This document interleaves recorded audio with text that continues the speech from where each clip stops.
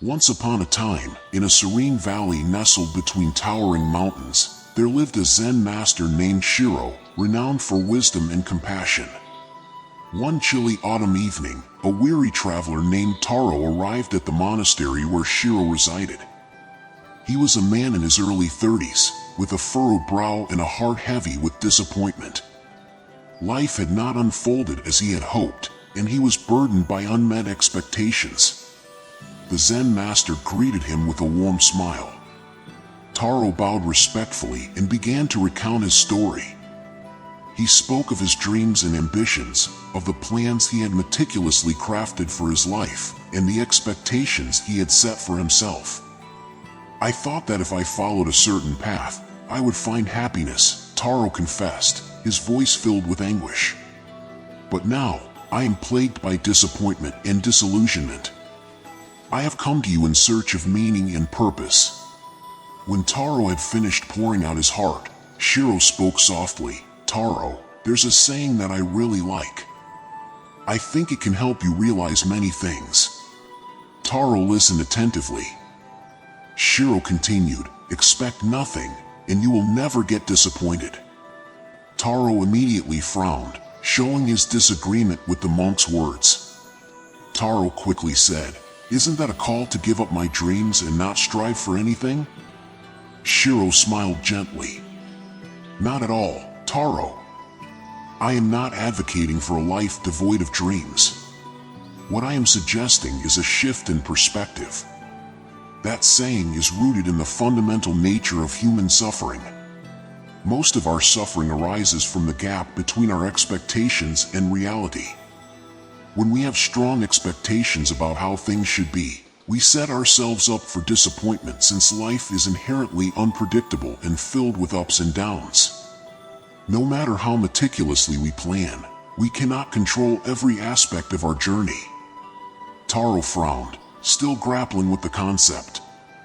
Shiro continued, "Having no expectations doesn't mean giving up on dreams or abandoning effort.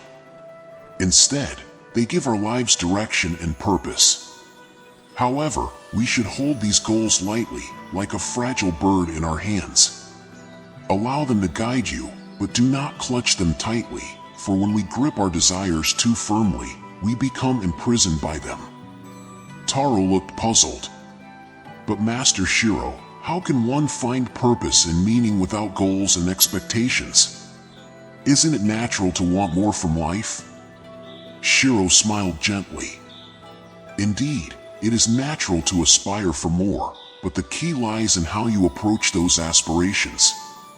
Expectations are like chains that bind you to a future that may or may not come to pass. When you attach your happiness solely to achieving specific outcomes, you become vulnerable to disappointment and suffering." Shiro continued, "Imagine, for a moment, a river. The river flows ceaselessly, and it follows its own natural course. It doesn't expect the path to be smooth or turbulent, it simply flows. When it encounters obstacles like rocks or fallen trees, it doesn't resist or become frustrated, it merely adapts and finds its way around them. The river's acceptance of what is, without judgment or attachment, is a lesson for us all." Taro nodded, beginning to grasp the metaphor Shiro was using. "Life, much like the river, has its own flow," Shiro continued. "It is constantly changing, sometimes gentle and at other times turbulent. When we cling to specific expectations, we are like a branch that resists the river's current. We may temporarily hold our ground, but ultimately, we are bound to be broken or swept away by the force of life's unpredictability." Likewise, Shiro continued, when we release our attachment to specific outcomes, we become more open to the vast landscape of life's possibilities. We can still pursue our goals, but we do so with a sense of detachment, knowing that the journey itself is as important as the destination. Taro nodded, absorbing Shiro's words. "So, instead of fixating on the outcome, I should learn to embrace the journey itself." Shiro smiled warmly. "Yes, Taro. It is about finding contentment in the present moment, regardless of whether the external circumstances align with your desires or not. It is about recognizing that happiness is not a destination to be reached, but a state of being that can be cultivated here and now. Taro began to grasp the profundity of Shiro's teaching. So, it's not about lowering our standards or settling for mediocrity.